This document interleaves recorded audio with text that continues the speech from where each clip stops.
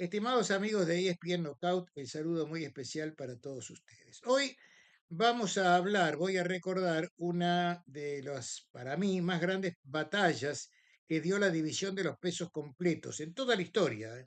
Después espero sus opiniones, por supuesto.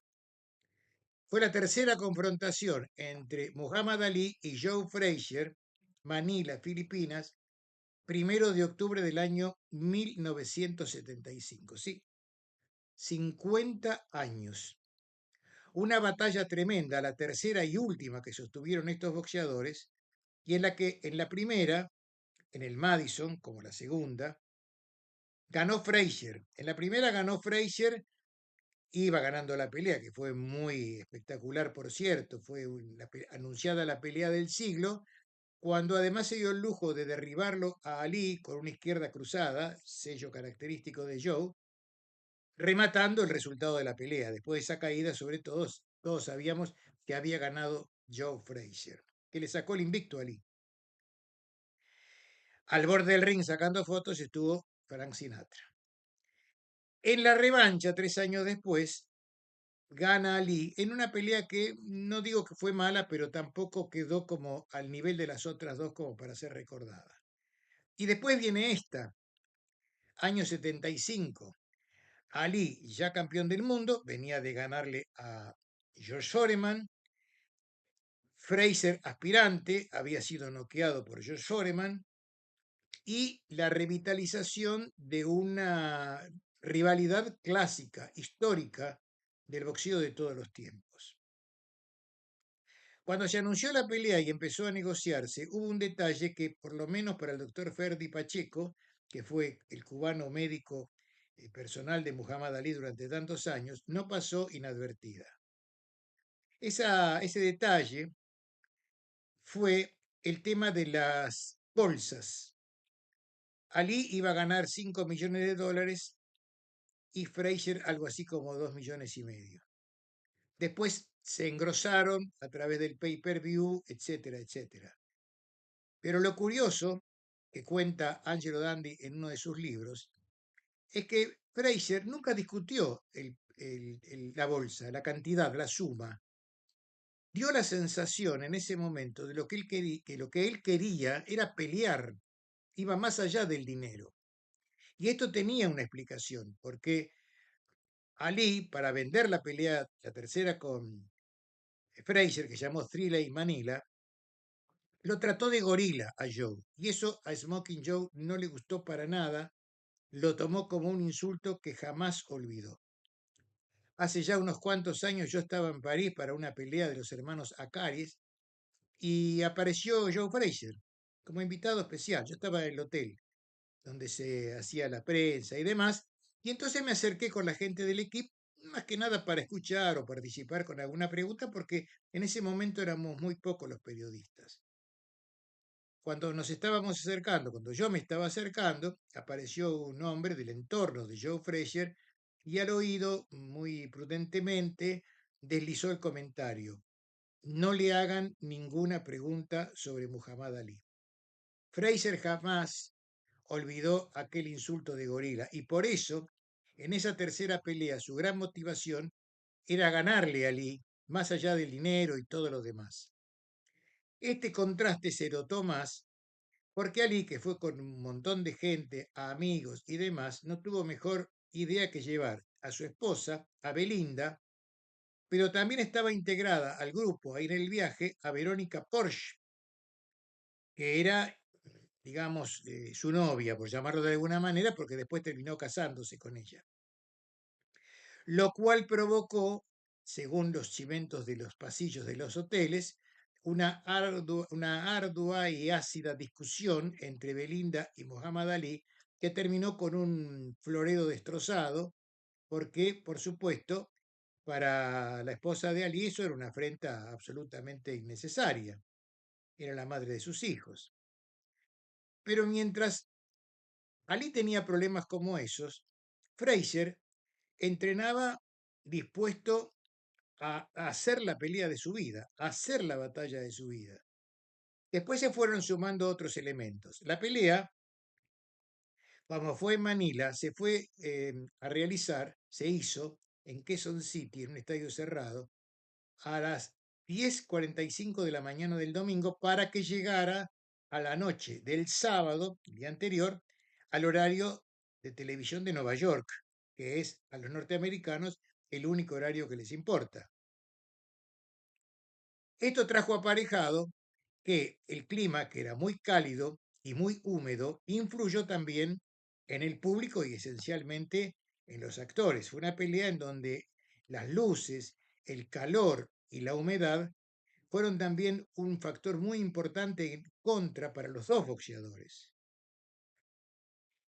Mientras Ali charlaba con la prensa y parecía estar todo bien, salvo su problema conyugal, Fraser lo único que hacía era entrenar. Estaba motivado por, yo no quiero decir la palabra odio, pero sí por una especie de gran resentimiento y una sed de venganza que era y es muchas veces un motor mucho más importante que el dinero. La pelea, como ustedes recordarán o habrán visto a través de YouTube, fue tremendamente dura. El calor empezó a jugar un papel preponderante en la deshidratación de los boxeadores.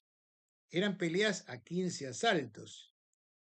Según cuenta justamente el doctor Pacheco, él se tapaba con una toalla empapada para poder soportar el calor y contrarrestar de alguna manera la humedad. Imagínense, con un ritmo vertiginoso y dramático, inhumano, lo que habrá sido para esos dos gladiadores, porque esa es la palabra, dos gladiadores, en una pelea en la que Frazier llevó el ataque hasta el máximo, que era lo que sabía hacer, ante un Ali que muchas veces recostado contra las sogas lo contragolpeaba con derechas feroces, que hubieran tumbado una pared, pero que a Fraser parecían no hacerle nada.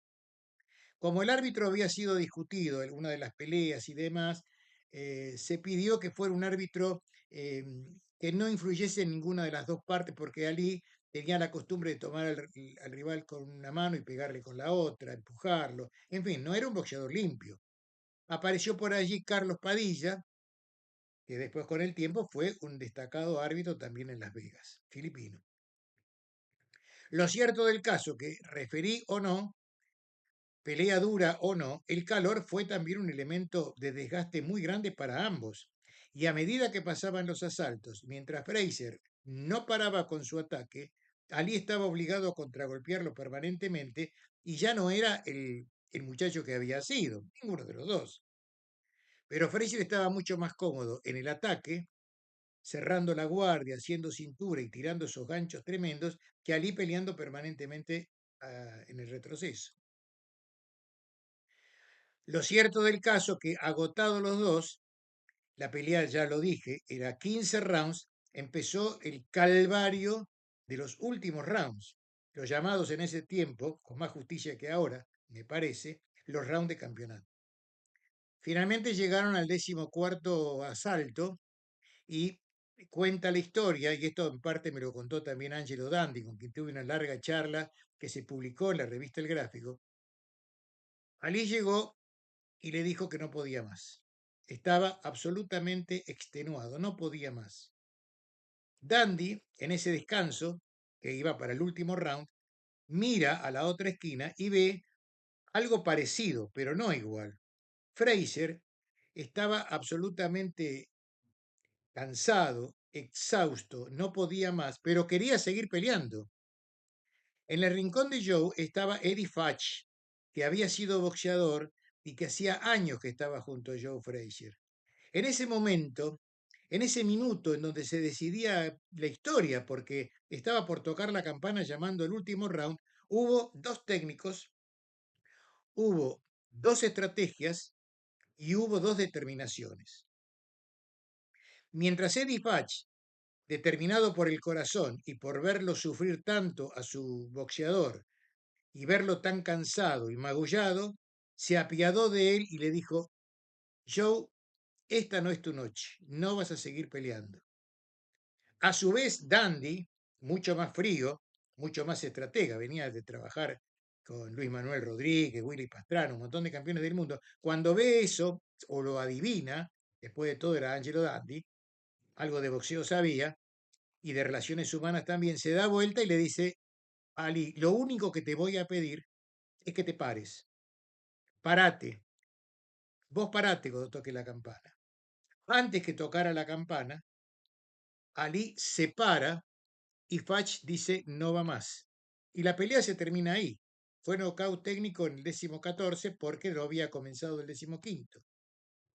Mientras Frazier, extenuado, sintió todo el peso de la derrota, igual iba perdiendo, ajustadamente, pero iba perdiendo, Ali se desmoronó en el suelo porque ya no podía más. Y de esa manera ganó Ali una batalla tremenda, histórica, dramática, entre dos rincones que además pensaron de diferente manera y actuaron de diferente manera.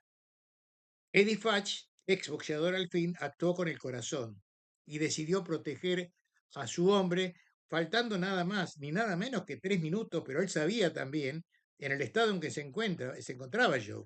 Al mismo tiempo, en esa misma situación, fue Angelo Dandy que pensó, usando más el razonamiento que otra cosa, diciéndole, aunque sea, ponete de pie. Pasó la pelea y en algún momento de la noche se encontraron Ali y Frazier. Y Ali, acercándose a Joe, le dio la mano y le dijo, estamos libres por fin, Joe, estamos libres, porque esto fue lo más parecido a una agonía.